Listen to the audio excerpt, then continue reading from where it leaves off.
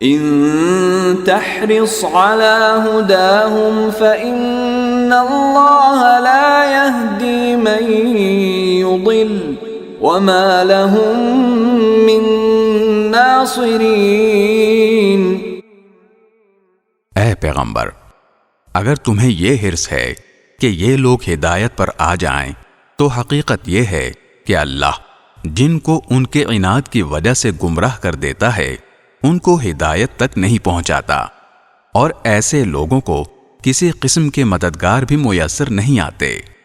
وَأَقْسَمُوا بِاللَّهِ جَهْدَ أَيْمَانِهِمْ لَا يَبْعَثُ اللَّهُ مَن يَمُوتُ بَلَى وَعْدًا عَلَيْهِ حَقًّا وَلَكِنَّ أَكْثَرَ النَّاسِ لَا يَعْلَمُونَ۔ اور ان لوگوں نے بڑا زور لگا لگا کر اللہ کی قسمیں کھائی ہیں کہ جو لوگ مر جاتے ہیں اللہ ان کو دوبارہ زندہ نہیں کرے گا، بھلا کیوں نہیں کرے گا؟ یہ تو ایک وعدہ ہے جسے سچا کرنے کی ذمہ داری اللہ نے لے رکھی ہے، لیکن اکثر لوگ جانتے نہیں ہیں۔ لِيُبَيِّنَ لَهُمُ الَّذِي يَخْتَلِفُونَ فِيهِ وَلِيَعْلَمَ الَّذِينَ كَفَرُوا أَنَّهُمْ كَانُوا كَاذِبِينَ۔